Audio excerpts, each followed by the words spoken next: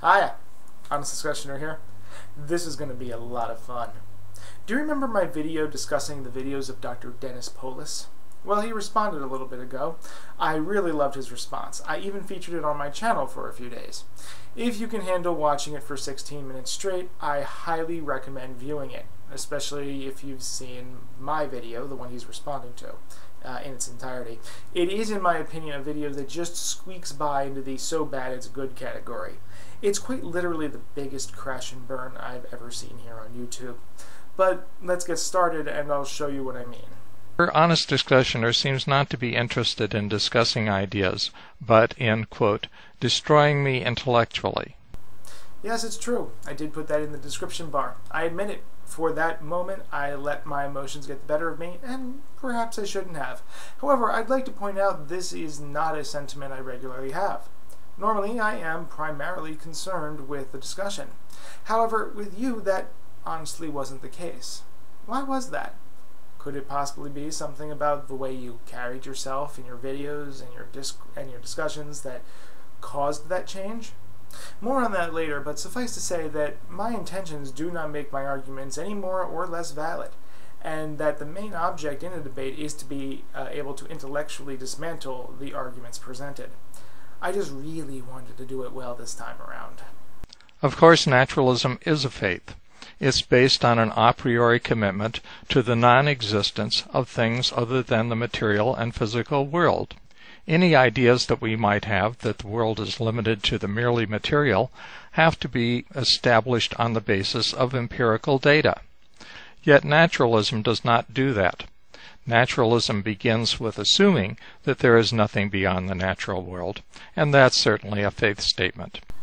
No, it is not. It is in line with consistent observations and is something that is falsifiable. God showing up and performing real magic that can be consistently verified would falsify the claim of naturalism. It may not be something we can say is absolutely certain in the way that we can be certain of our own consciousness, but to say observing consistent physical laws playing out without any testable instances of supernatural causes, and therefore believing there are no supernatural causes, is nowhere near believing that Jesus will one day return from heaven and reshape the world. As to the majority of science being on my side, there's a difference between science and scientists.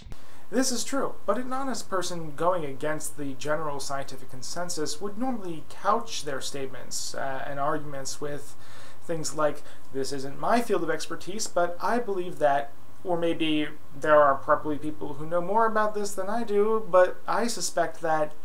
However, you don't, and you come off as arrogant in that respect, in my personal opinion. If you were going along with the scientific consensus, that would be a different story, but you're not. After some preliminary noises about being unable to purchase my book, which my website makes perfectly clear is still in preparation and unpublished.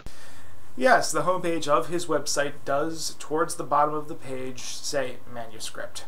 However, if you're like me and are going off of any page but the homepage, like the page for his book, you wouldn't know that. Perhaps you looked up Polis, Dennis in Wikipedia and found a paragraph on Dr. Polis's arguments, which is directly in reference to the aforementioned unpublished manuscript, and which directly links to Dr. Polis's page that does not contain the one line saying it is an unpublished work. Maybe you could see how someone could miss that.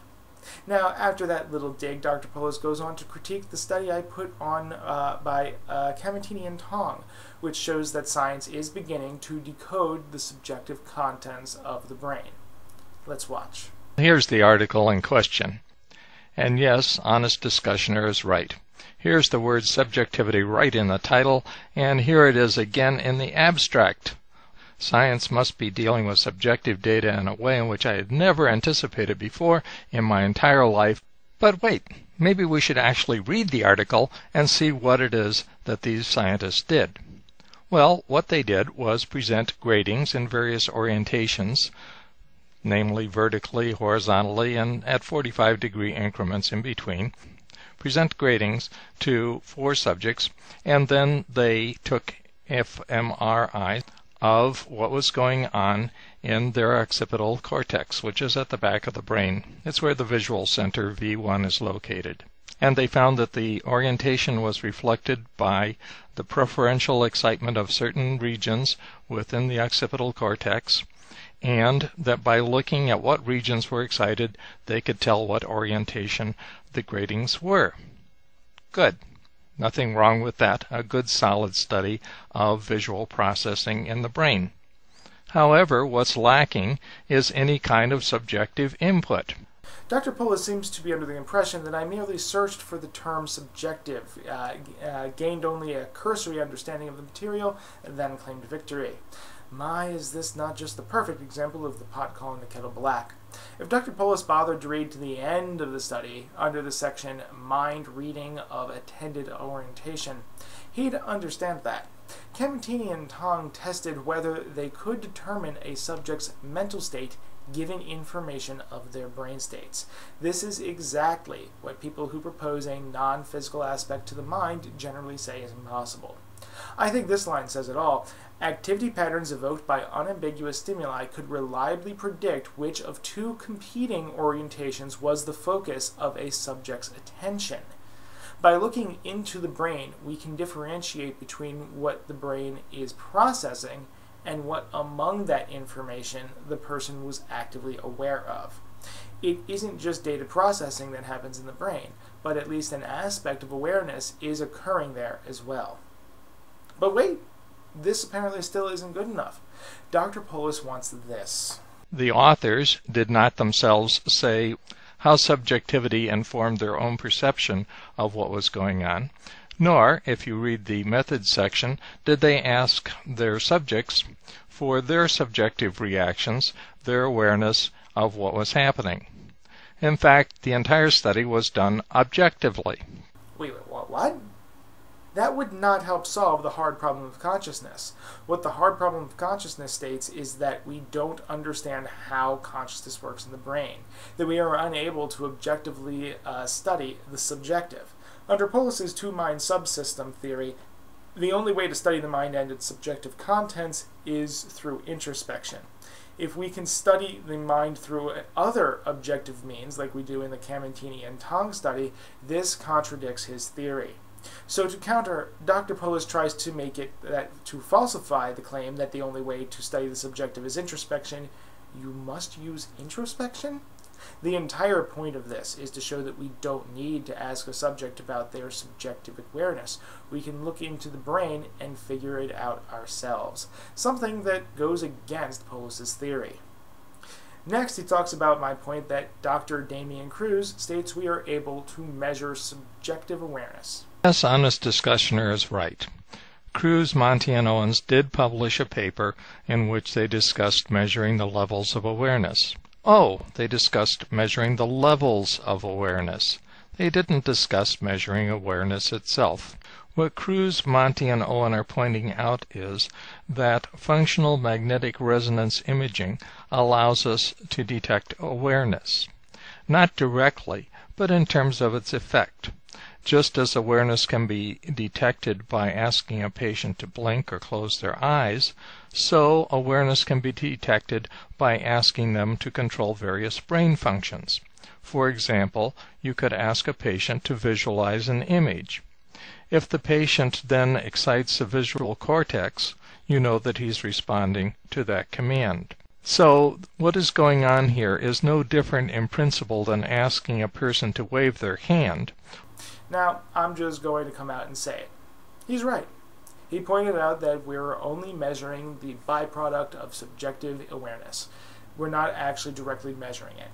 It really isn't much different than asking someone to raise their hand and watching them do it to see if they are aware. I withdraw that point. In fact, this study confirms my model because it shows that awareness is able to control the brain just as I have posited. What? Wait, huh? Dr. Polis is again engaging in a leap in logic, something he seems quite fond of. While Cruz's experiments do not disconfirm his theory, they don't confirm it either. The person is not doing anything different than they normally would. They just can't move their body, as Dr. Polis just pointed out. I have never said that neuroscience does not deal with information which is available both subjectively and objectively. What I said was that in the subject-object relationship, which we call knowing, science fixes upon the known object rather than the knowing subject per se. Except they do. They are able to decode the subjective contents of the brain. The subjectivity is the data. Well, at least he's being consistent. It's not like in the comments section he said directly that science has no data on the mind. Or maybe he's just changing his tune, completely ignoring the evidence, and moving the goalposts. The Camentini and Tong study did not abstract away from the knowing subject. What the subject was aware of was the data. You can no longer say, Dr. Pullis, that science always abstracts away data on subjective awareness. When an observer reports, he reports on what he observes, not on himself observing. Of course, science used to report on the observer observing. Introspection used to be a part of science. Next we come to a minor character attack. Read the caption here. It implies that I use others' work in violation of the U.S. copyright laws. Honest Discussioner seems to be unaware of the fair use doctrine, which allows brief excerpts to be used in reviews, criticism, and for educational purposes. I'm going to let that one sink in with my viewers for a minute. Now, let's be fair to Dr. Pullis. From a legal standpoint, he's absolutely right, and I think most of us would agree. He's only been making videos on YouTube since, I think, mid-November 2010. He hasn't been through the DMCA and false flagging wars that many of us have. He's also not a YouTube partner like I am, and is likely unaware of YouTube's policy regarding fair use.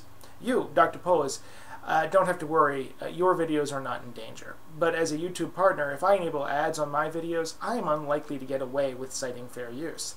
YouTube is very afraid of getting sued, with good reason. They do not like to let any video content on with advertisements that has work that was not given express permission.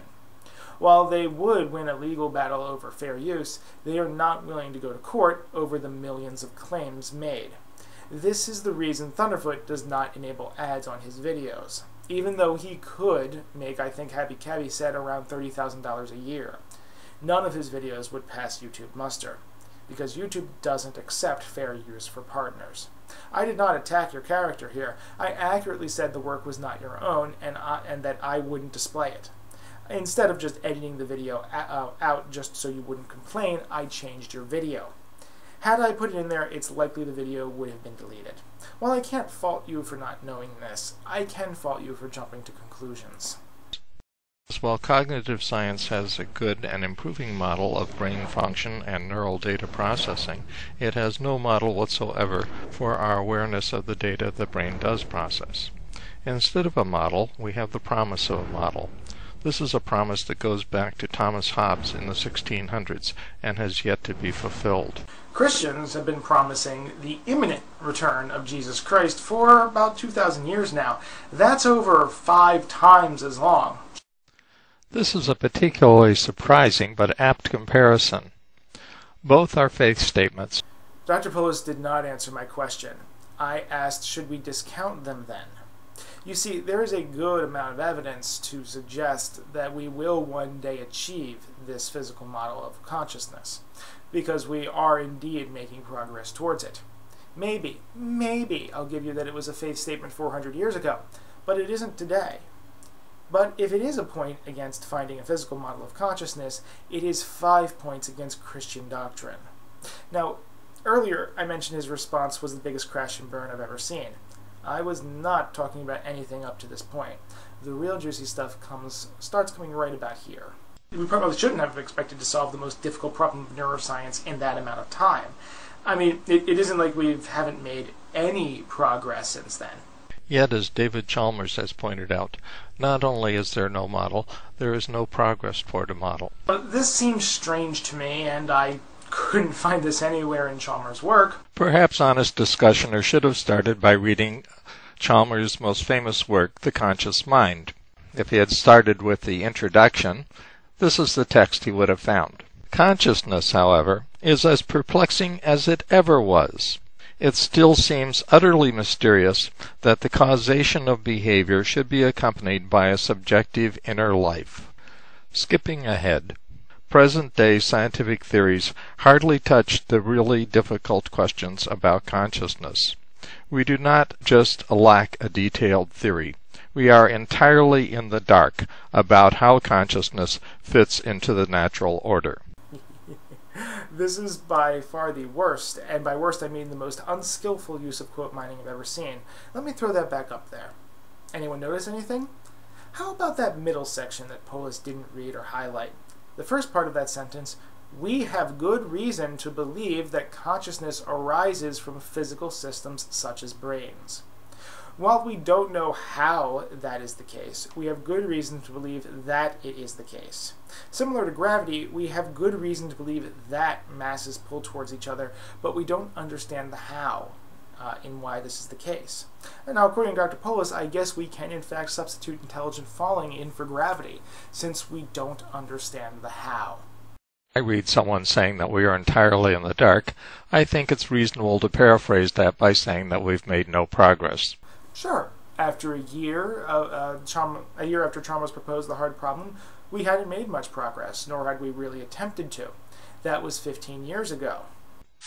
Having been unable to read down to the bottom of the first page of Chalmers' book, Honest Discussioner thought that he ought to email Chalmers himself and see what he had to say. Hi. I don't think I've made the zero progress claim. I think we've made minor progress around the edges, both in the science and the philosophy, in getting clearer on various issues, in understanding various strategies for reductionists and non-reductionists alike. We have to interpret these remarks in the context of what Chalmers actually wrote. If being in the dark is not zero progress, so be it. Imagine that you had contracted to have a building constructed, and you go and talk to the architect and ask what progress has been made. Of course, there's no building, but the architect tells you that he's toured Europe and Asia seeking out new strategies for building. Is this progress toward building? Well, in some vague sense it is. Is the building actually under construction? Are there plans for how to construct it? No, there aren't. So if we interpret progress as progress on the core issue, there is no progress, and Chalmers' email confirms that. Dr. Polis seems fond of both selectively ignoring information he doesn't like and pretending the last 15 years haven't happened. Dr. Chalmers didn't just recently say we're entirely in the dark. He said 15 years ago we don't know how consciousness fits into the natural order. Now, without access to Chalmers' book, which was the reason I didn't see that quote, I can't get at the full meaning of what Chalmers is saying. But I'll note that Polis ignored the part of the email in which Chalmers said we've gotten clearer on various issues, not just that we've developed new strategies. This is indeed progress, and Chalmers himself says we have made progress. You don't get to interpret a comment he made in 2011 by work he did in 1996. The rest of this video on the two-subsystem mind goes on to present evidence-based arguments. Honest Discussioner seems either unwilling or unable to deal with these arguments because he skipped them.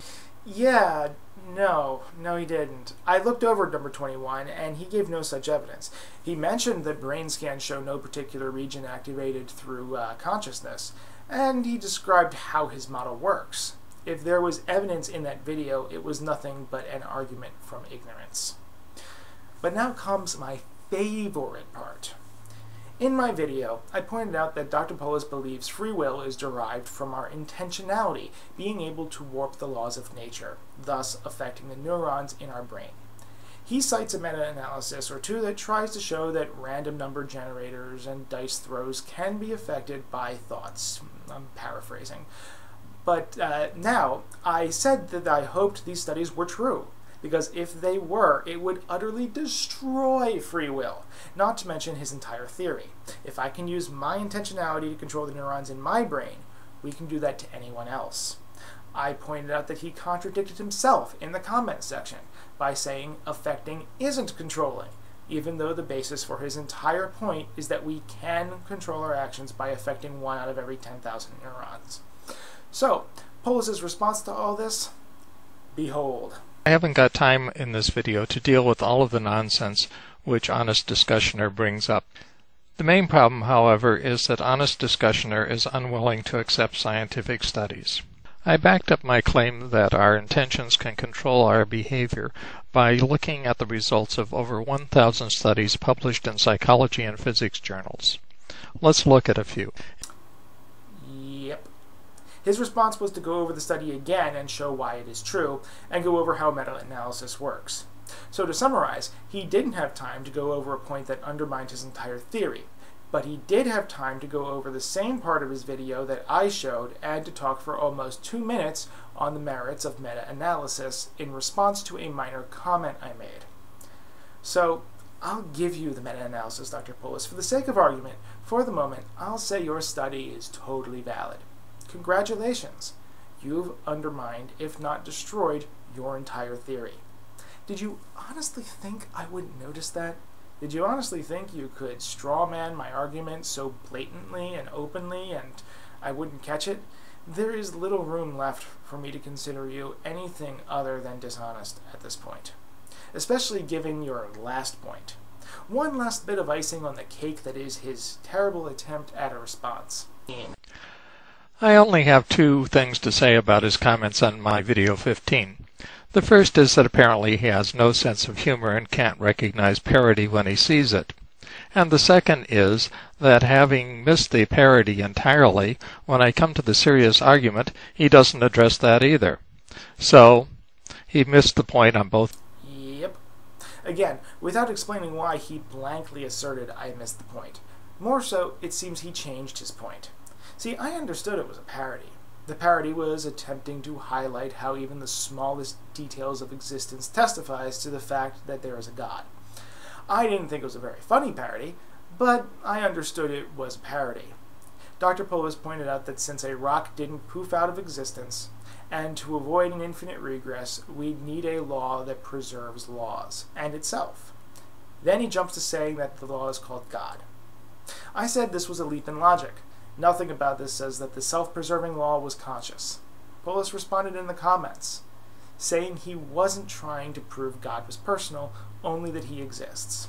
Well, except for the fact that in his video Polis says God himself, not some abstract version that isn't necessarily conscious. The comment itself shows Polis is full of it. If he wasn't trying to prove a personal God, he wouldn't have used the personalized words for God, capital G in God and capital H in He. The God he was talking about was personal, and if it wasn't, then he has no business calling it God. To summarize, Dr. Polis, you've nitpicked, selectively read, and dishonestly twisted my video as much as you could. Really, I think it would be far faster to cite the logical fallacies you didn't use than the ones you did. And when you are not undermining and contradicting your own theory, it has about as much merit as the theory of intelligent falling that states we are held down not by gravity, but by the noodly appendage of the flying spaghetti monster. Have a nice day. Honest Discussioner, out.